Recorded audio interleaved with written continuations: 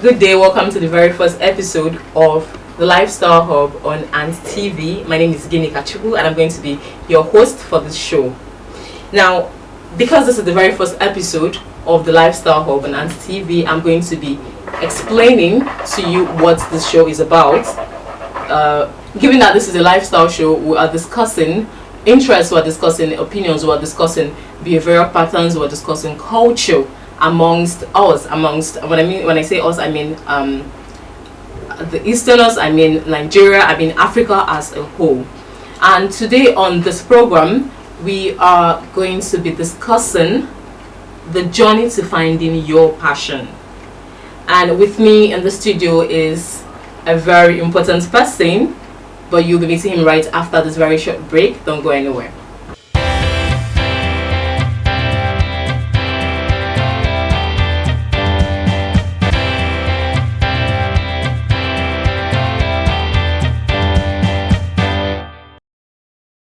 Welcome back to the Lifestyle Hub and Ants TV. And like I introduced earlier, we are discussing the journey to finding your passion. And with me in the studio today, I have distinguished Sir Okeke Victor Chukwemeka. Good day, sir. Good day. How are you doing? I'm okay. Welcome to Lifestyle Hub and Ants TV. It's very wonderful having you here today. Thank you very much. We're discussing journey to finding your passion. It looks like it's something that is very common, but in the real sense of it, it's something a lot of people struggle with. Passion is something a lot of people struggle with. So I'd like you to start by giving us a brief definition of what passion is, what you understand by passion.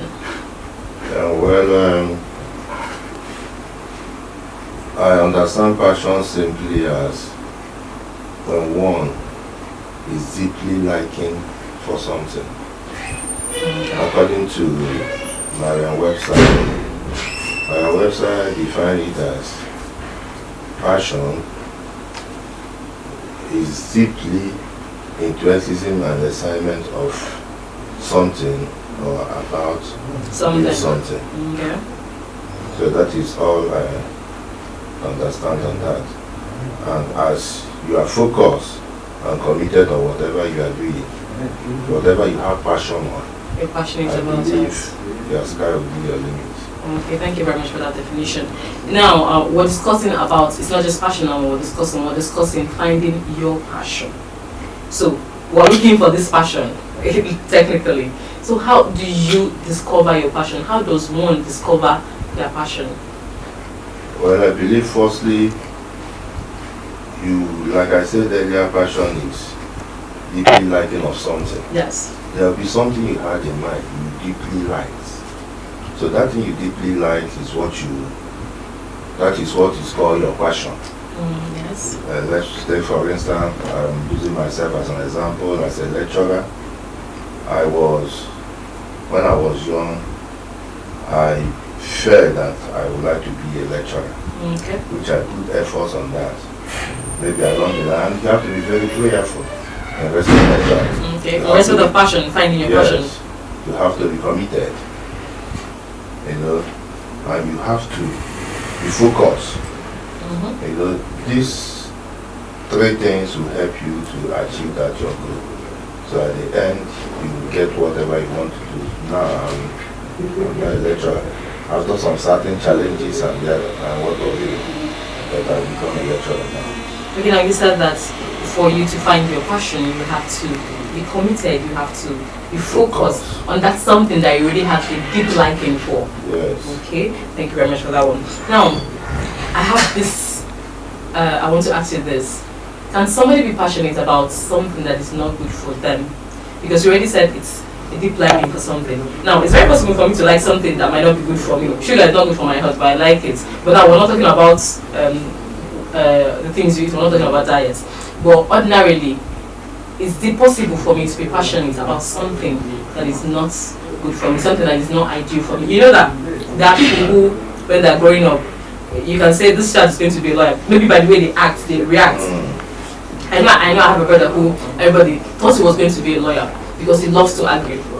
Now, you can say this person can do this kind of thing, they like this thing, they can do this kind of thing. But is it possible for you to see a child doing something something they actually really like doing and something they're good at, but then you know that this is not good for them.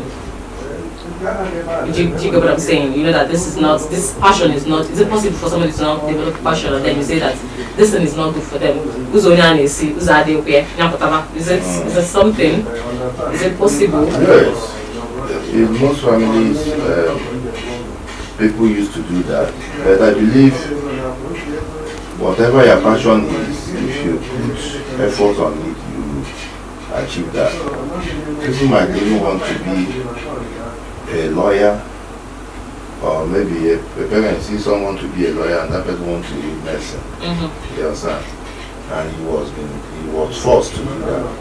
Along the line, there must be a problem because he did not derive joy in reading law or to be a lawyer in future. There must be a problem. So it's left for you to leave him to do whatever he has passionate for.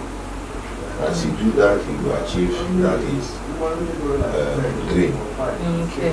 Now, earlier in the conversation, you said that you wanted to be a lecturer growing up, but you didn't quite follow that path initially. Yes.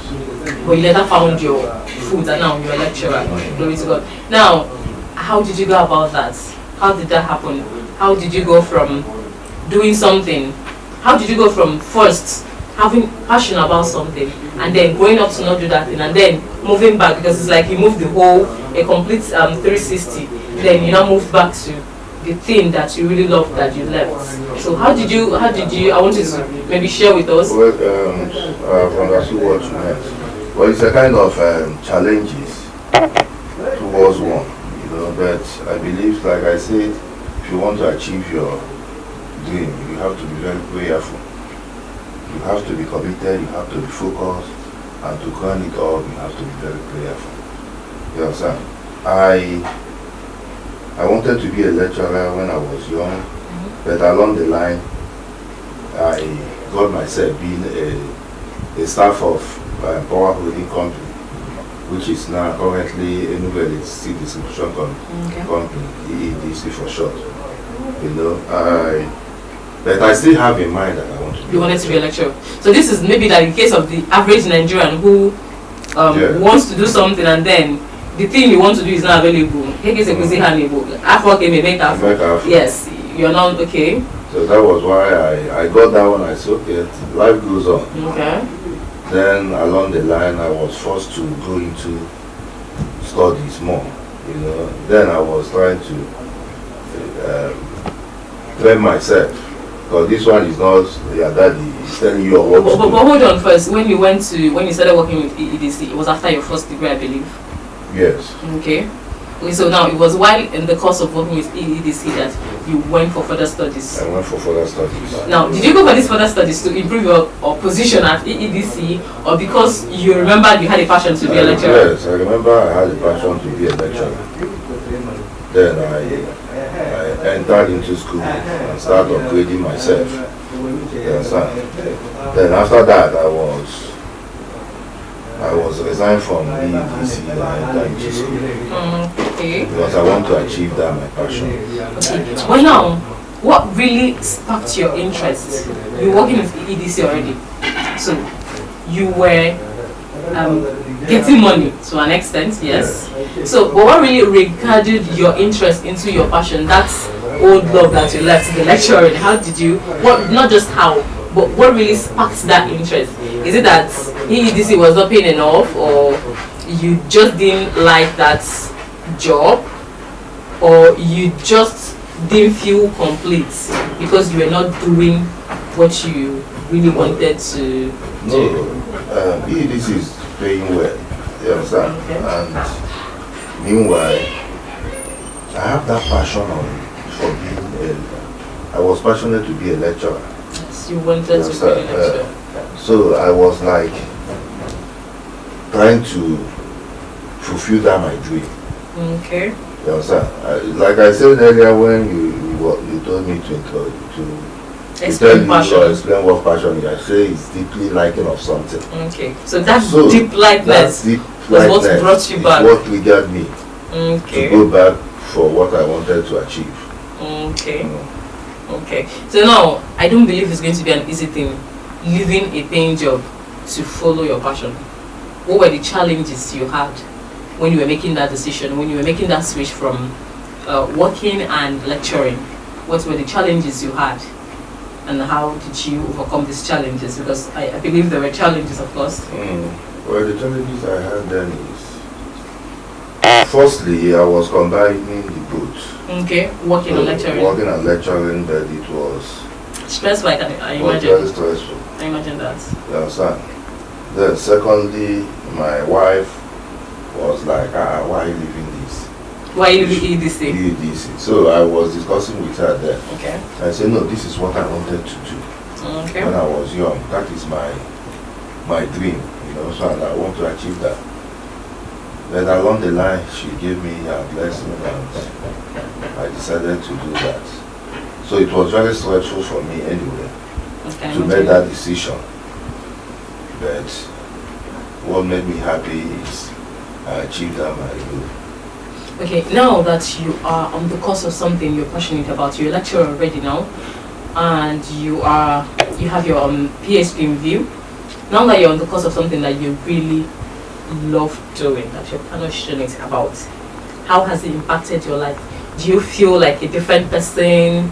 Did you feel happier? What has it really done for you? Has it really impacted your life? Do you think you're making more now? Just tell us, how do you think it has impacted your life so far? Yes, it has impacted my life positively because it made me to read widely. Okay. When I was working with the EDs, I'm not on that reading pattern. But now I can read widely. I can do research. That is what I wanted to do in my life. Yes. I can do a lot of research. I can even write a book. And writing a book is a process of doing research. Yes. I like research work. Like this thing we are doing now. Yes. When I was told, I just welcome it with an open arm. This is kind of thing This kind of thing I like to do. Yes. So I did a research work in respect of that, and along the line, So far you are. What I gather is that you are a happier person. I'm happier person because you now. are doing what you really love to do. Yes.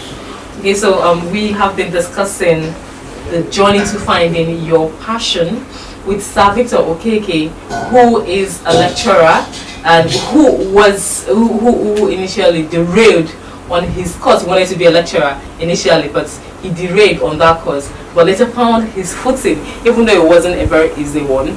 We're going to continue when we come back from this very short break. Don't go anywhere.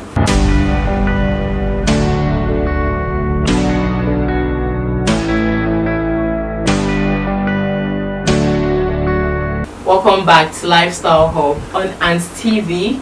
We have been discussing the journey to finding your passion with Sir Victor Chukwuemeka, and he has been sharing wonderful insights on the journey to finding your passion. He has told us a lot about how initially had a passion, left his passion, and came back to his passion. He made a complete 360 around what he was passionate about, which is lecturing.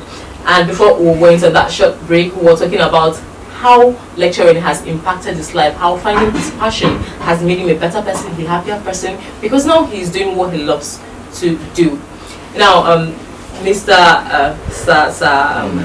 Victor, what I would like to ask you, when you were making this decision, because we already agreed that this was a stressful decision for you, when you were making this decision to go back to your first love, to find your passion, to go back to lecturing, did you seek mentorship from people? You already mentioned that you spoke with your wife, you got her blessings, but beyond your wife, were there people you looked out for? Were there mentors? Did you meet people who have gone the same path to ask them, hey, see, I'm doing this thing, do you think it's a good idea? Do you think I'm being foolish? Do you think I should do this? Did you try to seek that kind of mentorship or ideas from people who have done similar things? Yes, I did that because when I was doing my BSc, I had a very close lecturer in the person of Chief Doctor Node. He's late now. Oh. So he was the person advising me on that. Okay. You understand? Because then I was helping him in some certain things he was doing. He would after quiz or exams, he would call me, I will enter the results. The results. Okay. You understand? So there's a lot of things he asked me to do, and that was where I started deriving the passion of being a lecturer. Was this before? This was while you were still in school. So when I wanted to decide what you wanted to do with your life, I asked him.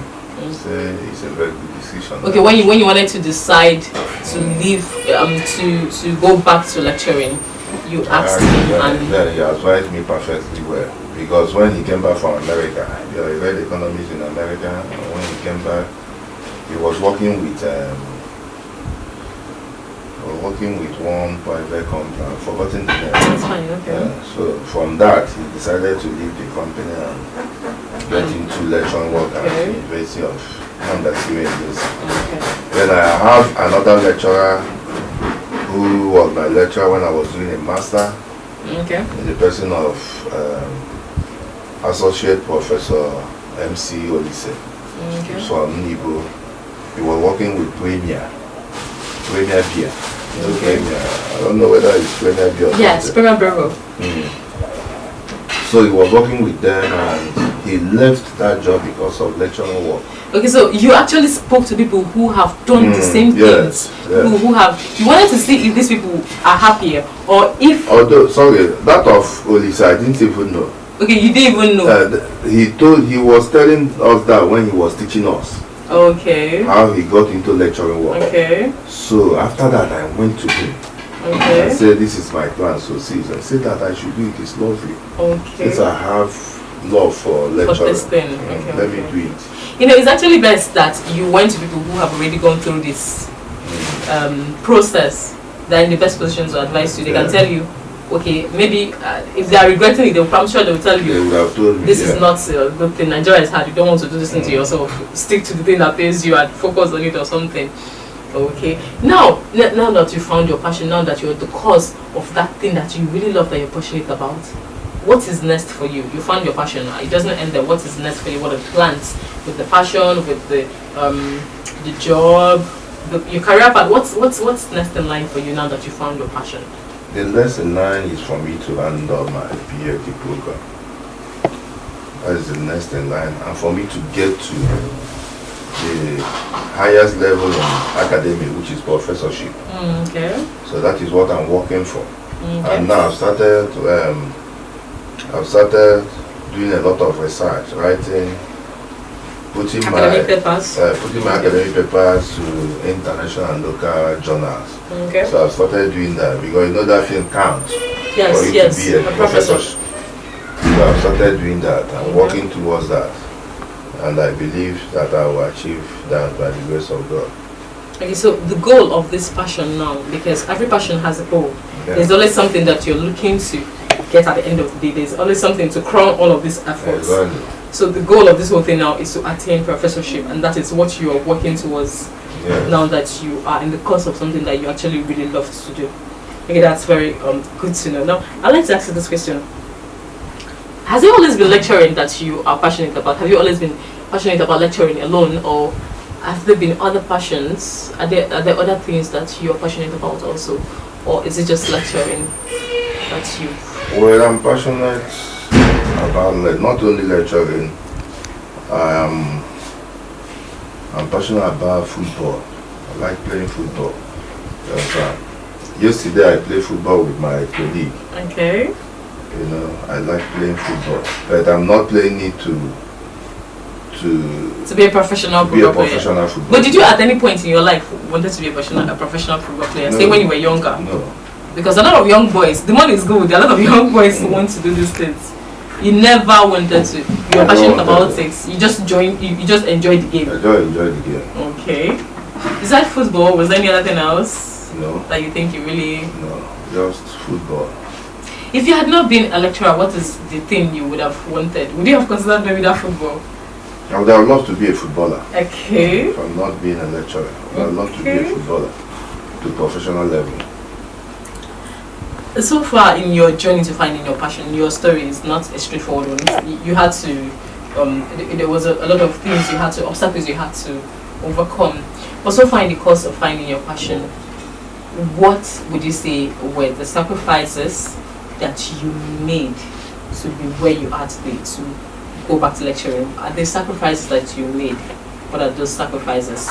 What is it that you've given up on to be able to achieve this passion? Because for passion, it's not just, you have to give up something. So what is this thing, what are the things you've given up on to be able to be where you are now?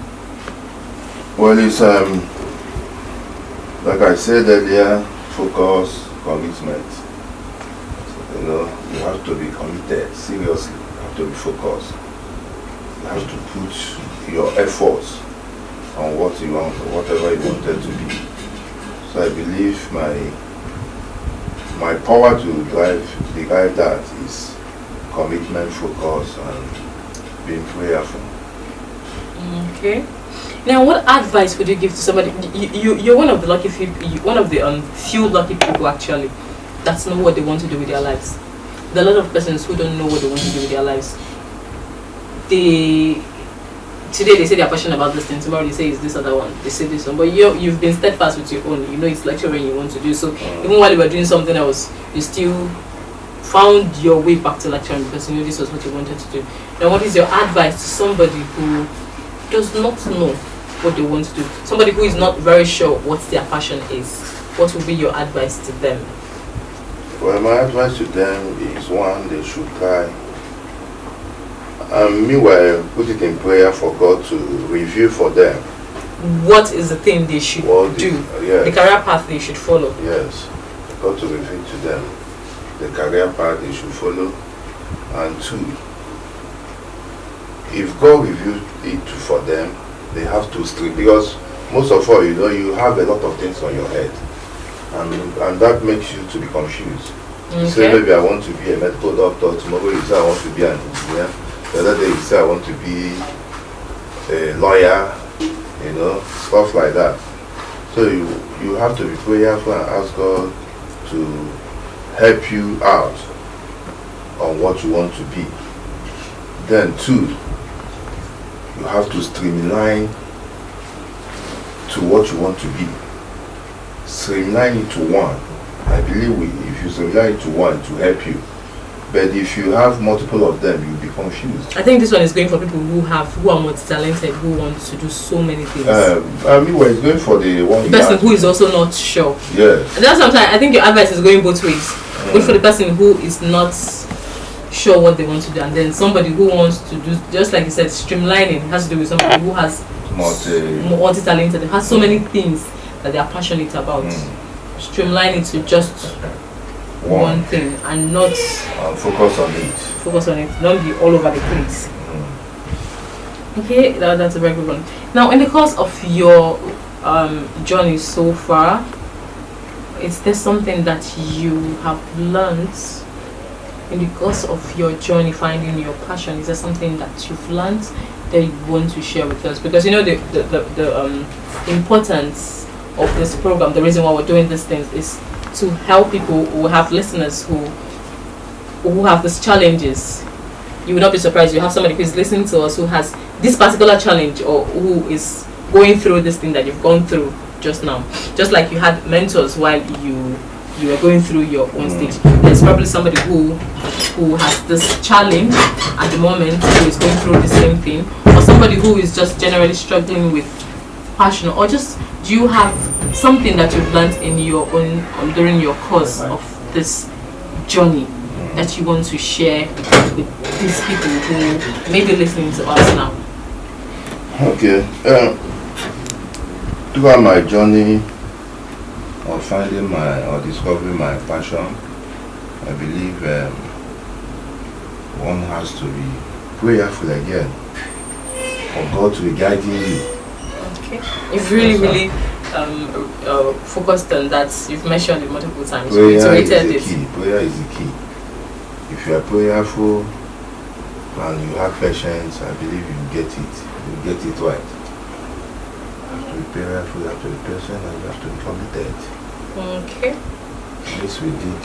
Thank you very much, Mr. Okeke Victor, for sharing your wonderful and adventurous experience with finding your passion with us. I really appreciate you coming to this program to share your experience, and I know that people who are listening have learned one or two things, because I know myself have learned something from your own experience about your journey to finding your passion. Thank you so much for coming to share your experience with us. Thank you very much. And now to you listening, I know that you've learned one or two or three things from the experience that we've had Sir Okeke Victor share with us today. And one of the three things he focused on: being prayerful, being consistent, and being focused. He really hammered on consistency and focus as the key things to finding your passion. If you're going to find your passion, you have to streamline. I know you can do so many things, you have so many things you can do, but you have to streamline all of those things to one thing. You need to focus on something, and then you have to be consistent with that thing. So no matter commitment also, thank you for reminding me that you have to commit yourself to that thing, and then be consistent with that thing that you are doing. That's how you get to the finishing line. That's how you reach your destination when you're on a journey to finding your passion. And now, I also want to add that passion is about doing. You're going to have to step into the field to do something. You can't be passionate about a lot of things, but it doesn't end as just at having ideas, thinking, having big dreams. You have to start something, do something. Your passion does not begin until you stop dreaming and start doing something. And now I want to end this very episode with this quote from Benjamin Franklin. He said, "If passion drives you, let reason hold the reins." Thank you very much for joining us on our very first episode of the Lifestyle Hub on Ants TV. If you enjoyed this video and you want to have exclusive access to more contents like this, please like, share and subscribe to our channels. See you next time when we drop our next video.